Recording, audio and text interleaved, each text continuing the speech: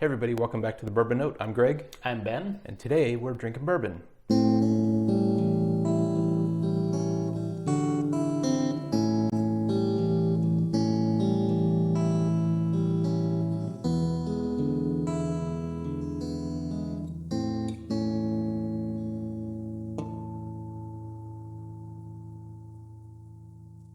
All right, Ben, what do we have on the bar?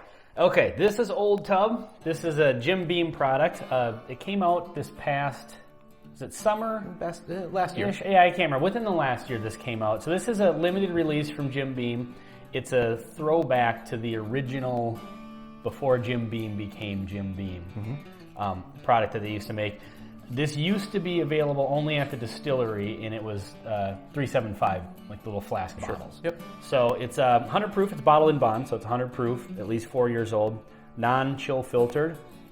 And yeah, so this is a brand new bottle. Let's get into it here. And we both had it. Yep. And in the past we've liked it, but it's been quite a while since I've had it, and it's been a while, I think. Yeah, it's been a little bit. I haven't picked up a bottle in a while. And this runs about $22 in our area. So it's definitely a reasonably priced. From what I read and see with reviews and stuff like that, I think for some people this bottle is kind of divisive. Like it seems like people either love it or hate it. Which I'm not sure I understand, because I don't remember it being, bold enough in one direction that it would cause, that much reaction from people. But yeah, we'll find out. Some glass here a little bit. And I guess my memory of it is I remember liking it, but don't remember anything unique about it.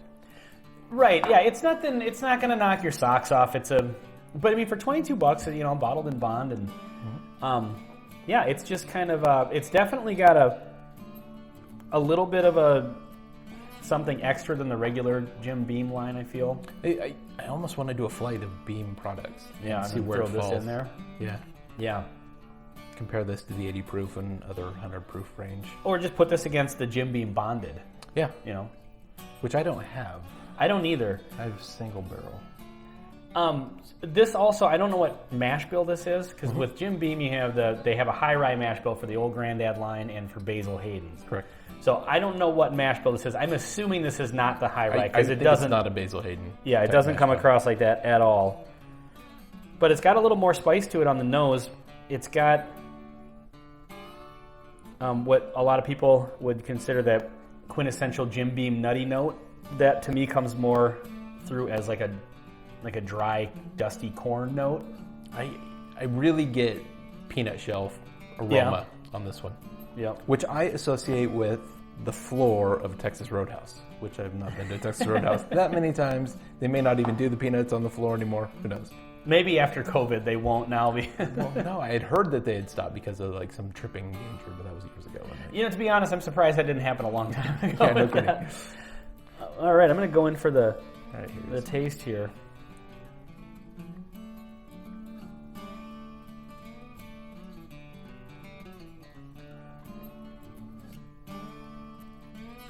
Boy, that's got a really nice spice to it. Good cinnamon, but not one note cinnamon. Yeah, there's a lot. It's very cinnamon forward for sure. But it unlike we had one the other day that was cinnamon forward and it was like Big Red Gum. This has cinnamon, but a lot of other. Yeah, there's a black pepper spice. There's alcohol spice.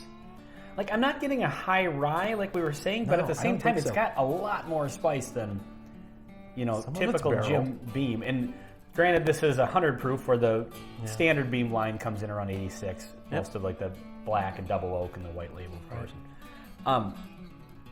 But it's definitely, it has a very different flavor than any of those. Or even like Jim Beam's single barrel or Baker's. But I think it has a really pleasant flavor. Yeah, I do too. It's not off the charts too sweet. It's not off the charts too rye spice.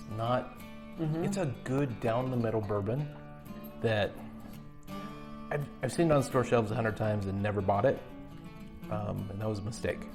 Yeah, I get like that good, like I said, that dry kind of dusty corn, which may sound weird, but it is a common bourbon note. Yeah. We can really pick the corn out. Yep. Are you getting the Texas Roadhouse floor on the palate as much?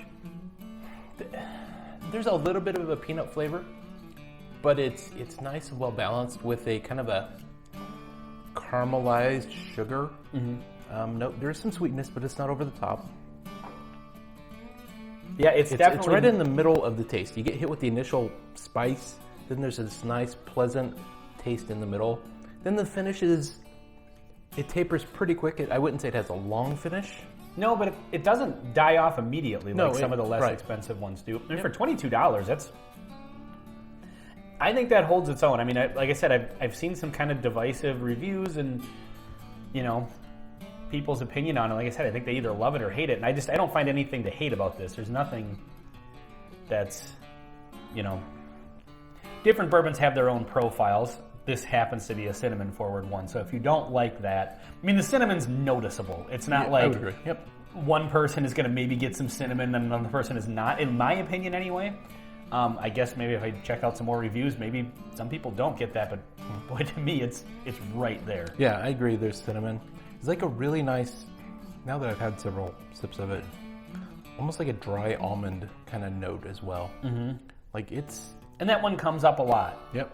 I think it's come up when we've done other like Jim Beam products or Evan Williams products. Yeah, I would agree. So yeah, boy, I really like this. I do. This is a perfectly fine for just a good $22 go-to bottle, the daily sipper sort of. I think this falls into the category of what to suggest to a friend who's interested in bourbon or whiskey in general. Yeah, I think so. I mean, it's absolutely approachable. It is. I mean, it's got that spice. It is 100 proof. It's 100 proof. So maybe I'd recommend they try a couple of things, but this is definitely in that. Yeah. It's a good price point. Yeah. Really good flavor profile. So. Yeah. Well, I would recommend it for sure. Yeah, this is. totally I remember being the first time I had it pleasantly surprised by it, and it's been a little bit since I've had it, and yeah, I like it just as much, and it tastes exactly how I remember it tasting. So it had enough of a noticeable kind of. I was surprised the first time I had it at just how much flavor it had. And so, yeah, $22, I would recommend for sure. Totally agree. All right, well, this has been Old Tub. Thank you for watching. All right.